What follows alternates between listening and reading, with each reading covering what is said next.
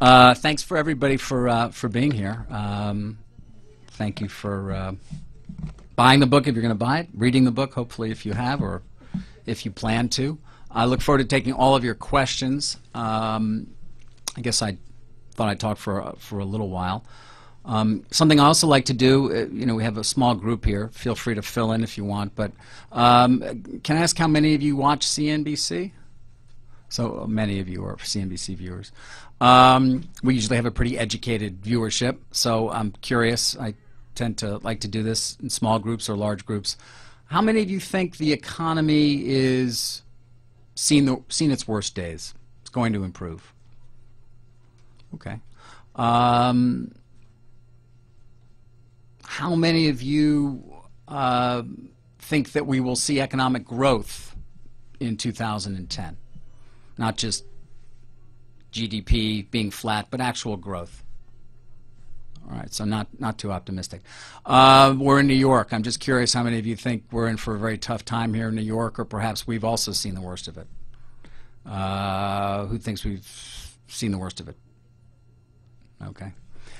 Finally, how many of you think Joe Kernan's hair is real?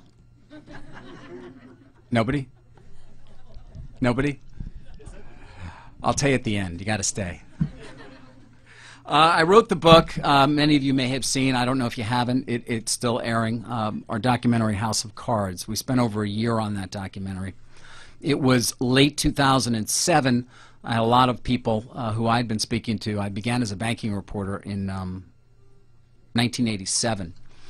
One of the advantages of doing something for a very long time and getting older is so do your sources. They move up in the institutions where they are working, and many of them are senior executives at many of our nation's banks. Beginning in August of 2007, almost 2 years ago to right now, when the credit crisis sort of began, many of them were telling me, David, this is going to be very, very bad. And yet, if you recall, the stock market did not reflect that at all. Through the fall of 2007, right through October, November, things were quite good. I think we were hitting our all-time highs in the stock market. But I had this chorus of people who said the stock market doesn't get it. The credit markets are not functioning. We are going to have a serious, significant recession. And we started to see a lot of different elements of that, though in the equity markets, as I said, things were not being reflected. And so I decided at that time that it might be appropriate to begin work on a documentary. And so we did. And that process took 13 or 14 months, and that documentary aired. Its name is House of Cards. It aired in February of this year, 2009. Documentaries are great. They're a lot better than being able to report on something for 2 minutes. But even they have their limitations, as generous as CNBC has been to me in giving me the time we need to try and tell an important story. House of Cards was 2 hours, or an hour and 22 minutes. Of course, you have advertising. But there's still so many more things, I think, that we're left to say about this crisis, and so many more dots to connect for people. Obviously, not nearly as many people, unfortunately, read books as watch television. And so while millions of people have seen the documentary, far fewer will read the book. But nonetheless, I felt like there was going to be an interest in trying to understand, in a broader context, what happened, how it happened, and delving in a bit more detail in some of those somewhat complex topics, such as collateralized debt obligations, which I've devoted a chapter to in the book, and hopefully it's not too tough for people to understand. It's funny, a lot of Wall Street people have read the book and come back to me and said, you know, I thought I got it, but I only really understood how they were constructed, the risk that was inherent in them, and actually how it all worked until I read your book. Something else I thought was important to do was trying to explain to people how the banks ultimately suffered the losses that they did.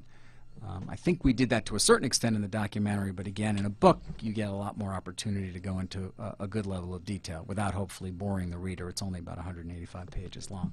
And I use Merrill Lynch as an example. I might have used Bear Stearns, I might have used Lehman Brothers or Citigroup, but Merrill, being the great firm that it was, and of course being on its knees as well last September 14th, ultimately sold to Bank America, I thought would make a good example. And so that's what I tried to do in the book. And there are any number of different things that I think are significant in terms of the focus, but other things that I was trying to do were to combat some of the, I think, myths that are out there that have been propagated. For example, that Fannie Mae and Freddie Mac caused the economic crisis or caused the credit crisis. This has been something that's been bandied about, certainly in political circles. And it's really not true. Fannie Mae and Freddie Mac did many wrong things, but ultimately, if you read the book, I think I try and explain that it was, in fact, their absence from the market for mortgages that allowed Wall Street to move in and ultimately caused so many of the problems that we currently are still suffering from, rather than their irresponsibility in terms of offering subprime mortgages and the like. What Fannie and Freddie did was try to gain back market share that they ultimately had lost to Wall Street. As you can judge from the title, of course, I do point the finger squarely at Wall Street in a lot of ways. I do think Wall Street, there are many culprits, many culprits, but Wall Street certainly, I think, is chief amongst them. A lack of leadership amongst so many of the firms and their leaders, a lack of understanding of the risk that was being taken on by so many of these firms. Again, as I said, I focus on Merrill Lynch and Stan O'Neill. Very tough, but very smart man who ran that firm with an iron fist for a number of years, but ultimately was forced to resign in October of 2007. He's an interesting story, is O'Neill, but what I've uncovered in my reporting on Merrill is he really did not fully understand, not even close, frankly, the risk that was being undertaken by the firm that he ran. It may have been kept from him in part by the people who ran fixed income. Mortgages, mortgage-related products became by far the largest engine of growth at Merrill Lynch. It was, as I say, sort of the largest mortgage broker masquerading as an investment bank in our country. And yet O'Neill didn't fully come to grips with that fact until the summer of 2007, until this period I've already mentioned, August of 2007, when he embarked on what has been a much remarked on solo golfing excursion, essentially, taking days in late August and September of 2007 alone playing golf. Many people wondering, well, why in the world would Stan O'Neill be doing that while it seemed the world was starting to melt down? I believe it was because he finally understood that his firm was in serious trouble, and he was trying to collect his thoughts and figure out what to do.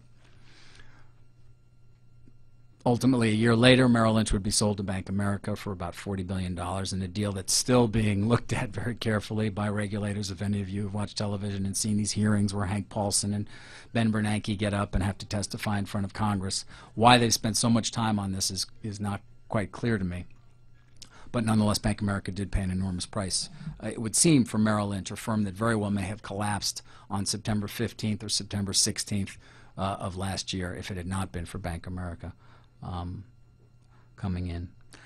Things seem a lot better these days. You know, I wrote the epilogue to this book in the spring of this year, and it's funny how quickly things seem to have changed, but I'm not sure that they truly have.